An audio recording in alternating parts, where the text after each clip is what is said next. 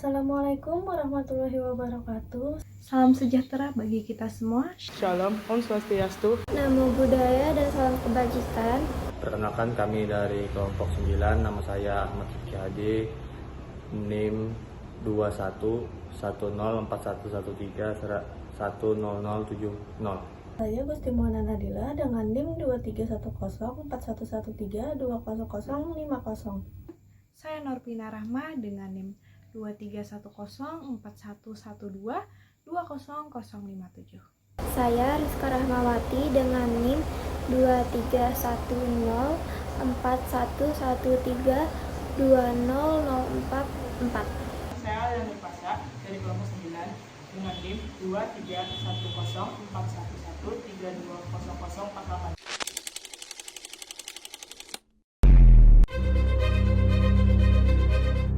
Luxembourg adalah sebuah negara kecil di Eropa Barat yang dikenal sebagai salah satu negara terkaya di dunia berdasarkan PDB per kapita.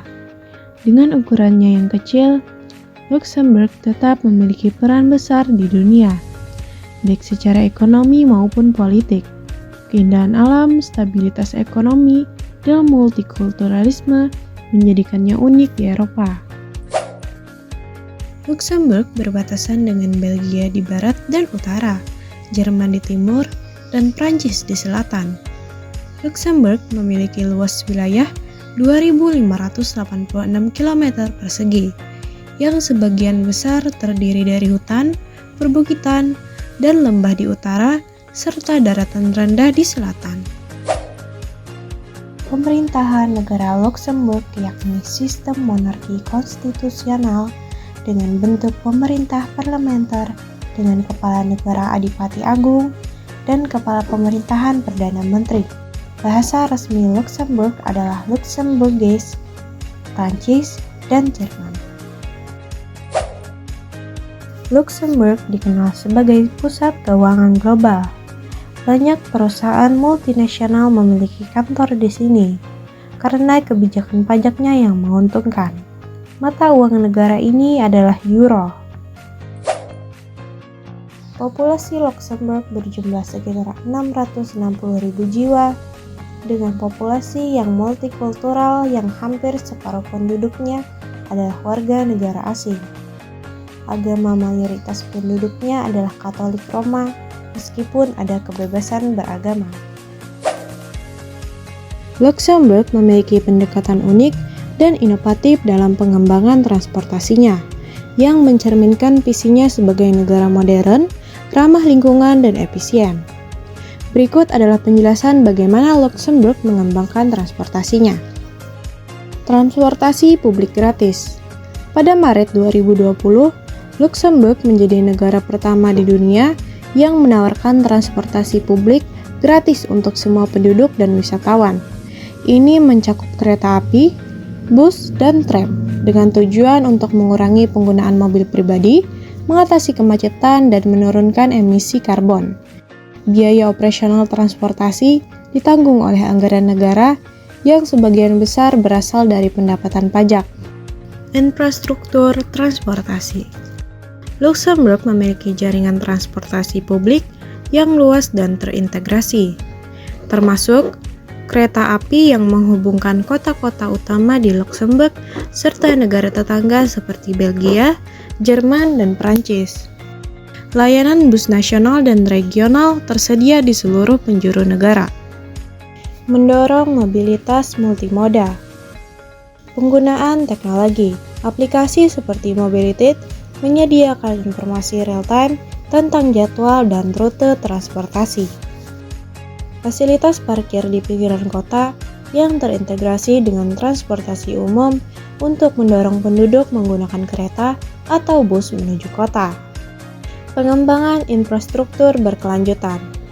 Luxembourg sedang memperluas jaringan jalur sepeda untuk mendorong mobilitas ramah lingkungan. Pemerintah memberikan insentif untuk pembelian kendaraan listrik dan membangun lebih banyak stasiun pengisian daya. Mongolia dikenal dengan lanskapnya yang indah, termasuk gurun gobi dan padang rumput luas. Iklimnya ekstrim dengan musim dingin yang sangat dingin dan musim panas yang hangat. Mongolia adalah sebuah negara yang terkurung daratan di Asia Timur, berbatasan dengan Rusia di utara dan Tiongkok di selatan. Dengan luas wilayah sekitar 1.564.116 km persegi. Mongolia merupakan negara terluas ke-19 di dunia dan memiliki populasi sekitar 3,5 juta jiwa. Ekonomi Mongolia bergantung pada sektor pertanian dan pertambangan. Sekitar 31% penduduknya bekerja di sektor pertanian, terutama dalam peternakan domba, kuda, dan unta. Mongolia juga kaya akan sumber daya mineral seperti tembaga, batu bara, dan emas yang menyumbang signifikan terhadap pendapatan domestik bruto atau PDB negara ini. Budaya Mongolia kaya akan tradisi nomaden, dengan banyak keluarga tinggal di ger atau yurt yang mudah dipindahkan. Mayoritas penduduk menganut agama Buddha, sekitar 53% dengan komunitas kecil, Muslim dan Kristen. Bahasa resmi adalah bahasa Mongolia. Sebagai negara berkembang, Mongolia memiliki infrastruktur yang masih dalam tahap pengembangan. Jaringan transportasi terdiri dari kereta api, jalan raya, dan jalur udara. Jaringan rel utama seperti Trans-Mongolia Railway menghubungkan Mongolia dengan Rusia dan Cina, yang penting untuk perdagangan internasional. Jaringan jalan raya terus diperbaiki dengan total sekitar 111.000 km. Namun hanya 12 km diantaranya yang telah diaspal. Jalan raya yang menghubungkan ibu kota Ulaanbaatar dengan pusat-pusat provinsi sudah dalam kondisi lebih baik. Tetapi jalan-jalan di pedesaan seringkali masih berupa jalan tanah. Sektor energi masih didominasi oleh pembangkit listrik berbasis batu bara. Tetapi Mongolia mulai mengembangkan energi terbarukan seperti tenaga surya dan angin untuk mengurangi ketergantungan pada bahan bakar fosil.